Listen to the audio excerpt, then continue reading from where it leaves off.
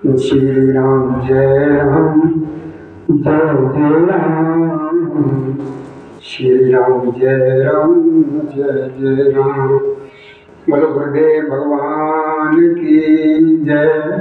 बोलो सदगुरु महाराज की जय। बोलो सब भक्तन की जय। सियापति रामचंद्र की जय। पवन सुत हनुमान की जय। बाबा भोलेनाथ की जय। मैया पार्वती की जय। गंगा मैया की जय। शेषनाग महाराज की जय। नंदी महाराज की जय। गणेश भगवान की जय। हृदय सिद्धि की जय। पुष्टि की जय। शिव की जय। लाभोर छीन की जय। आमोद प्रमोद की जय। संतोषी मैया की जय। शीतला मैया की जय। दुर्गा मैया की जय। ब्रह्मा मैया की जय। पीताम्बरा मैया की जय। भरवाने वाली मैया की जय। ब्रह्मेश्वरी मैया की जय। विंध्यवासिनी मैया की जय। बाबा भैरवनाथ की जय। साईं राम महाराज की जय। नीलकंठी वाले महाराज की जय। गोरखनाथ महाराज की जय। जारवीर बाबा की जय। माता बाचल की जय। माता श्रीयल की जय। कृष्ण कन्हैया की जय। राधा रानी की जय। विष्णु भगवान की जय। लक्ष्मी मैया की जय। सर्वभक्तन की जय। आदि आनंद की जय। हमारी तरफ से हमारी शिवधाम आश्रम की तरफ से और सभी कार्यकर्ताओं की तरफ से और सभी संबंधित लोगों की तरफ से हमारे प्रभु श्री राम जी की कथा की श्रोता एवं भक्तों को आज की राम राम स्वीकार हो। जय श्री राधे। जय श्री कृष्ण। श्री कृष्ण गोविंद हरि मुरारी। हे नाथ नारायण वासुदेवाय नमः। कर्पूर गौरम करुणावतारम संसार सारम भुजगेन्द्रहारम सदा वसंतम हृदयारविंदे भवं भवानी सहितं नमामि। त्वमेव माता च पिता त्वमेव बन्धु च सखा त्वमेव विद्याधरं त्वमेव सर्वं देवदेव।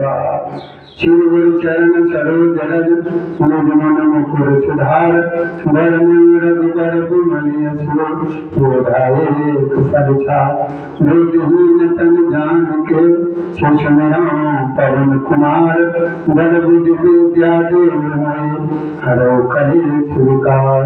हनुमान ज्ञान गुण सागर। पंजे कपी सकुन लोक उजागर। जय जय जय हनुमान गोसाई। कृपा करो गुरुदेव की नाम। श्री राम जय जय राम। श्री राम जय जय राम। आप सब लोगों से प्रार्थना है कि शांति के साथ अपना अपना स्थान ग्रहण करें और प्रभु श्री राम की कथा को श्रवण करेंगे। इस समय श्री रामचरितमानस पुराण में अयोध्या कांड में तृतीय सोपान अयोध्या कांड चल रहा है। आप सब लोग प्रसन्नता के साथ बैठे थे। जहाँ पर जो अपने कार्य कर रहे हैं उस कार्य में भी लगे रहे और प्रभु श्री राम जी की कथा की तरफ भी ध्यान देते रहे। ओम श्री शिवाय नमस्तुभ्यां। ओम श्री शिवाय नमस्तुभ्यां। ओम श्री शिवाय नमस्तुभ्यां। ओम त्र्यंबकं यजामहे सुगंधिं पुष्टिवर्धनम् उर्वारुकमिव बन्धनान् रक्षोक्षीमामृतम्। ओम त्र्यंबकं यजामहे सुगंधिं पुष्टिवर्धनम् उर्वारुकमिव बन्धनान् रक्षोक्षीमामृतम्। ओम नीलांबुज श्यामल कोमलांगं सीता स्वारूपितवाम पादम तो महासाय चापम नमामि नाम रघुवंशनाथम। श्री गुरु चरण सरोज रज निज मन मुकुर खुशदार ये अगर भुवन जोगा युग परिचार बोल दीन धन जान सुनरम पवन कुमार बल विद्युमोरी विद्या दो कली से विकास गजानन भूतगरान से वतन कपिति जन्म फलचार बचन उमा सुतम शोक विनाशकारकम नमामि विघ्नेश्वर पावनं भजं गुरुदेव भगवान की जय। देखिए कथा श्रवण कराते समय अगर कुछ जल्दी में बोल जाए और आपकी समझ में नहीं आए तो पूछ लिया करो, और जब तक पूछते रहा करो जब तक आपकी समझ में बिल्कुल सही तरीके से न बैठेगा। देखो अर्जुन और जब कृष्ण कन्हैया में बातचीत हुई है तो कन्हैया ने अर्जुन को कितनी बार समझाया और तब कहीं जाकर के समझ में आया। देखिए गीता में इसमें 700 श्लोक है। कितने श्लोक हैं? मन भागवत गीता में इसमें 700 श्लोक हैं, और इन 700 श्लोकों में मेरे बाबा भोलेनाथ ने अर्जुन को 574 बार समझाया। तब कहीं जाकर के अर्जुन की समझ में आया है कि हमें लड़ना उचित है कि न लड़ना उचित है, हमें क्या उचित है। अपना जो शेयर है, अपना जो हिस्सा है, हमको कैसे मिलेगा कैसे नहीं मिलेगा, ये मेरे बाबा भोलेनाथ की कृपा है कि सब आप लोग जो है ना कथा को श्रवण करते हैं और कथा का लाभ जरूर उठाइए। तो सभी लोगों से मेरी प्रार्थना है कि सभी लोग ऐसे नसीब वाले हैं कि जो यहाँ पर शिवधाम आश्रम को सभी लोगों को भगवान की कथा श्रवण करने को मिलती है। तो कोई बात नहीं समझ में नहीं आया करे तो उसे बार बार पूछ लिया करो। हम जिस स्थिति में जाकर होंगे तुम्हारी शंका का समाधान करेंगे। तो अर्जुन को भगवान कन्हैया ने 574 बार समझाया है, तब कहीं अर्जुन की समझ में ये आया हमें कि किस तरीके के साथ क्या करना चाहिए और हमें लड़ना है कि नहीं लड़ना है। कितनी बार? 700 श्लोक है। 700 श्लोकों में मेरे कन्हैया ने अर्जुन को 574 बार समझाया है, तब कहीं जाकर के समझ में आया है। एक बार नहीं, 2 बार नहीं, 3 बार नहीं, 4 बार नहीं, 5 बार, गिनती करो 574 बार अर्जुन को कृष्ण ने समझाया है, तब कहीं अर्जुन की समझ में आया है। और देखिए एक शंका का समाधान कर लीजिए। ये आया है कि जब बाबा बजरंगबली लंका में रात्रि को गए हैं, जब मेरे बाबा बजरंगबली, ध्यान से सुनना और बड़े ध्यान से ही सुनने की चौपाई तुलसीदास जी ने कि मशक समान रूप किसने रखा? मच्छर। आप सभी लोग जानते हैं कि मशक किसे कहते हैं। मशक का मतलब क्या होता है बताइए अगर सही तरीके से जाना। मशक माने जब हनुमान जी आधी रात्रि के समय पर जब लंका में प्रवेश करते हैं, बड़े ध्यान से श्रवण करिए भैया, ऐसी बातें बहुत कम सुनने को मिलती है। और जो ध्यान देता है वो पूछता भी है, जो ध्यान नहीं देता है वो पूछता नहीं है। तो जो ध्यान देते हैं वो पूछते आकर के महाराज ये कैसे होगा कैसे होगा।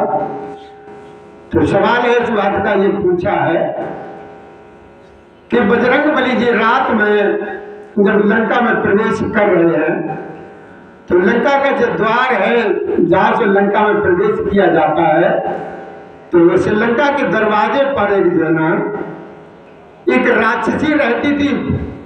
वो वहां पर ड्यूटी थी उसकी कि कोई भी शख्स यहाँ से निकल करके न जाए।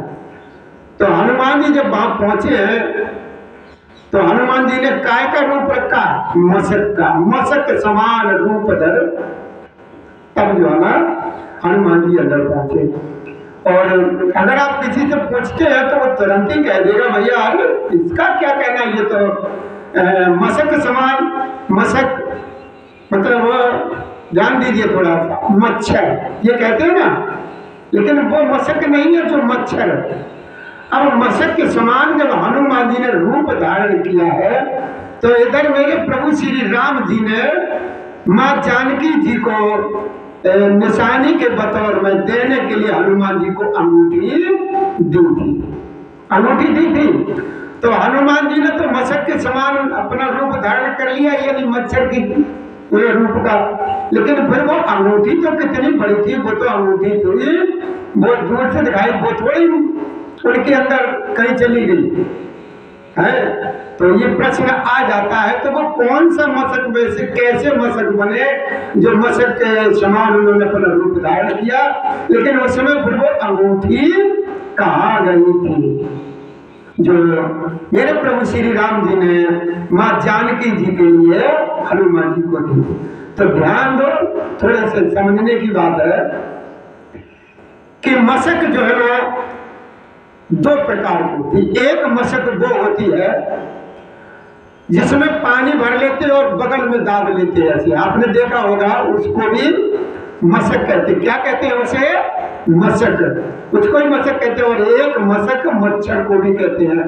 तो ध्यान दीजिए, थोड़ा सा समझने की बात है कि जब हनुमान जी ने मशक के समान रूप रखा तो फिर वो अंगूठी कहाँ गई? फिर वो हनुमान जी ने अंगूठी कहा, अंगूठी तो इतनी बड़ी थी जो अपने दूर से दिखाई देती है कि अंगूठी, और वो भी वो धातु की थी। अब वो कौन सी धातु की थी? हीरा, पन्ना, सोना, चांदी काय की थी, लेकिन कहीं तो सोने की जाएगी है।